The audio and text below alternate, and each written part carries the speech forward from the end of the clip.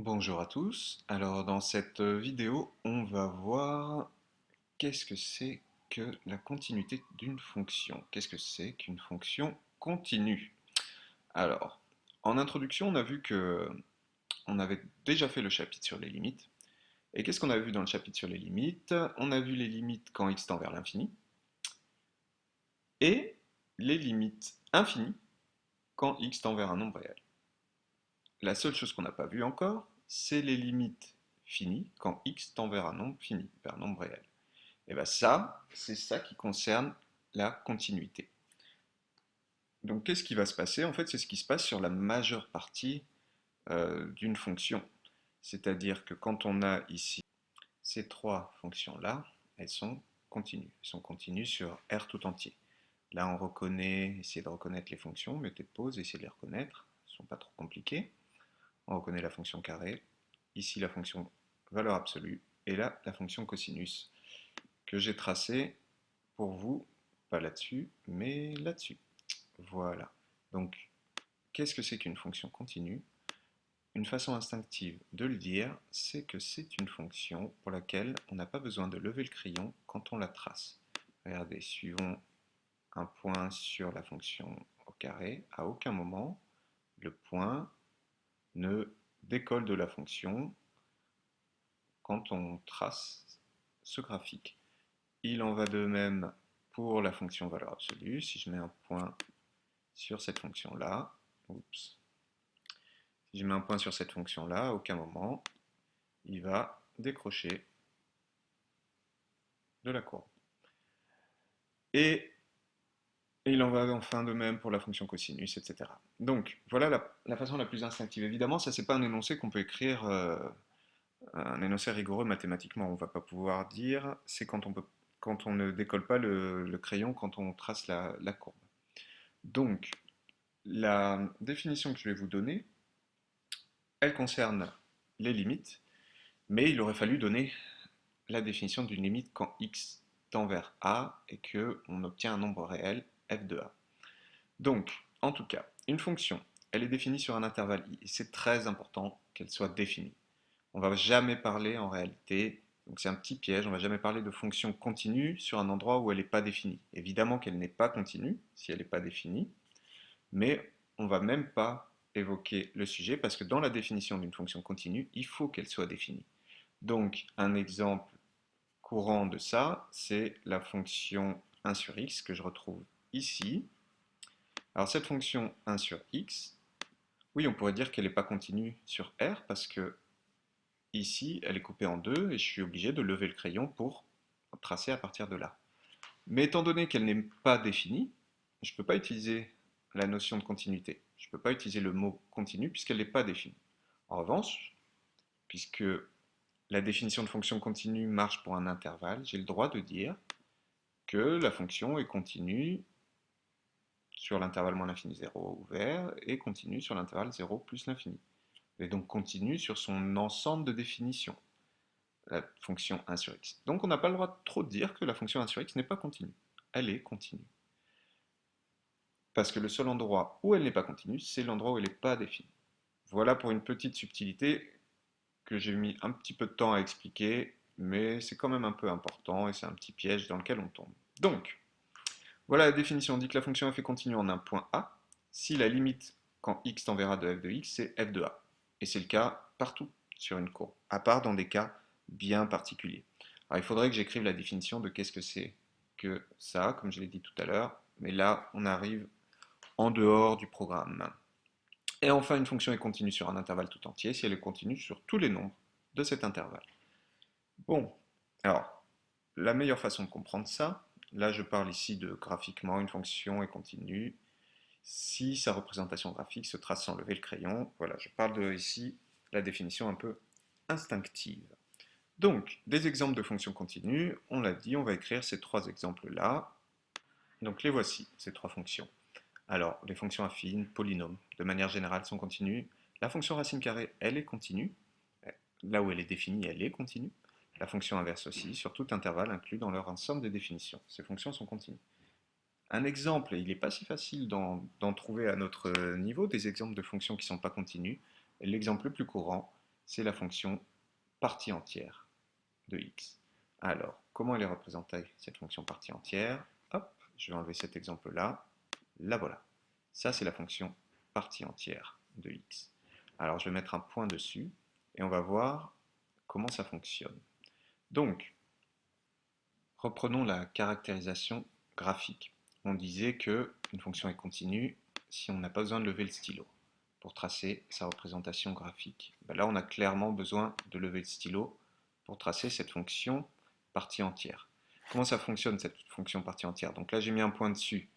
Eh bien, l'ordonnée, c'est la partie entière de l'abscisse ici, puisque g de x, c'est partie entière de x.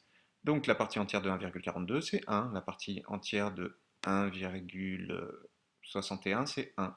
Si je zoome un peu, je peux continuer. La partie entière de 1,99, c'est 1. Par contre, regardez, qu'est-ce qui se passe dès que je vais à 2?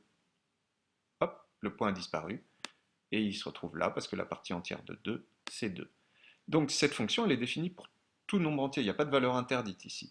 Et malgré tout, on a fait un saut. C'est peut-être le premier exemple où on voit que on est obligé de décoller le crayon alors qu'il n'y a pas de valeur interdite. Donc ok, graphiquement, on vient de voir que cette fonction n'est pas continue. Maintenant, essayons de nous en convaincre avec la définition qui est là. Limite quand x tend vers a de f de x doit être égal à f de a, à l'image de a. Donc ça, si cette fonction n'est pas continue, ça veut dire que ça, c'est pas vérifié. Alors, voyons. Ici, on va essayer, c'est sur les exemples qui sont des nombres entiers. Limite quand x tend vers 2. Ok? Donc, on a vu qu'il y a des limites à droite et des limites à gauche. La limite quand x tend vers 2 par valeur inférieure, limite à gauche quand x tend vers 2, eh ben, c'est quoi? C'est 1. Vous voyez, ça ne bouge pas, c'est 1. Quand on se rapproche infiniment de 2, oups, je l'ai fait disparaître, quand on se rapproche infiniment de 2, sans pour autant atteindre 2, quand les x tendent vers 2 sans atteindre 2, bah, la limite de f de x, c'est 1. Ça ne bouge pas. En revanche, donc ça c'est la limite à gauche. En revanche, la limite à droite, c'est quand on se rapproche de 2 infiniment, mais en venant de la droite, et ben on voit ici que c'est 2. Donc la limite quand x tend vers 2 de f de x, elle n'existe pas, puisqu'il y en a une à gauche qui est différente de celle qui est à droite. Donc il n'y a pas de limite quand x tend vers 2 de f de x. Il y a une limite à droite qui est égale à 2, une limite à gauche qui est égale à 1. Donc, cette chose-là n'existe pas et elle n'est pas égale à f de a. F de a c'est 2, la limite quand x tend vers a de f de x n'existe pas, donc c'est pas égal à 2. Il faudrait que ce soit égal à 2 pour que f soit continu.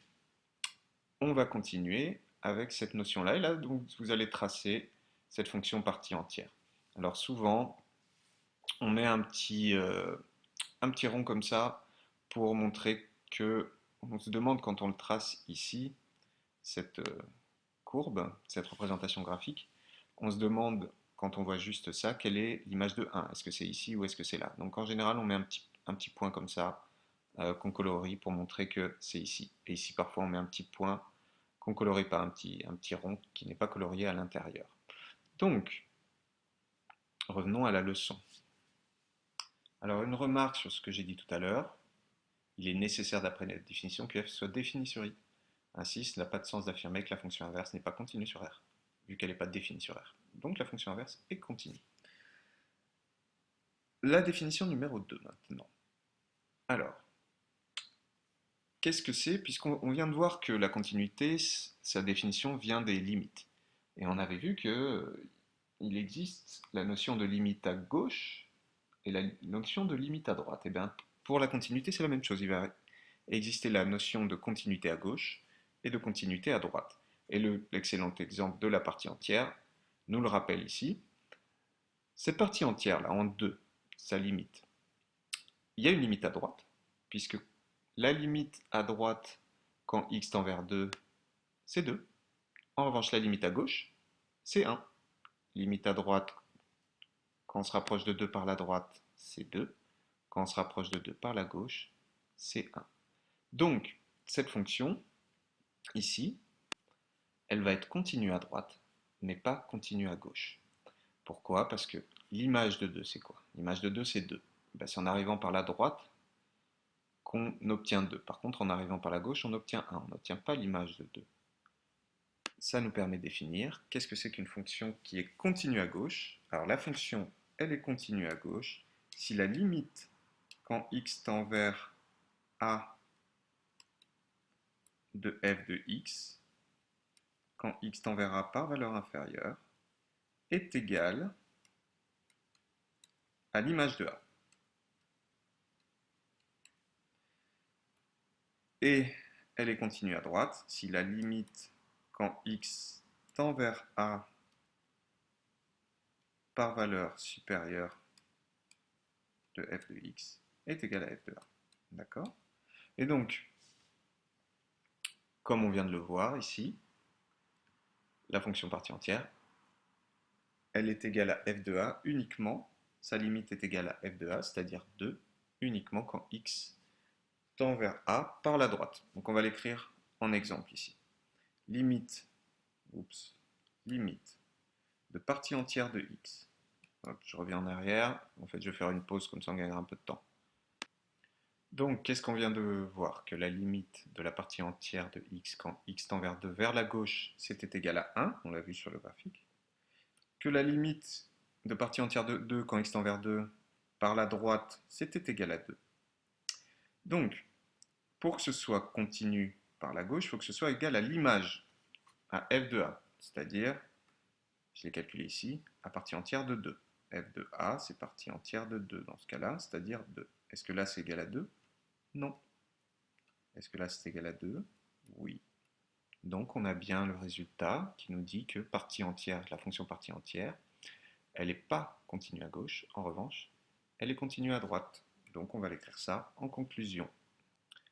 Donc au final, cette fonction partie entière, en 2, elle n'est pas continue à gauche, en revanche elle est continue à droite.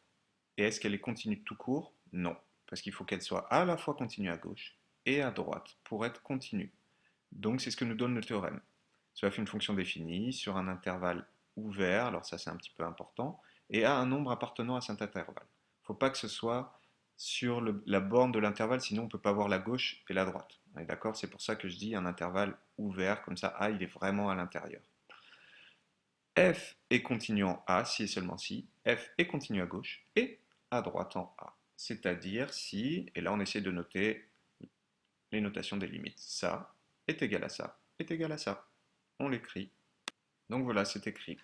Une fonction elle est continue si la limite quand x tend vers a par la gauche est égale à la notion à la limite de f de x quand x tend vers a vers la droite est égale à l'image de a.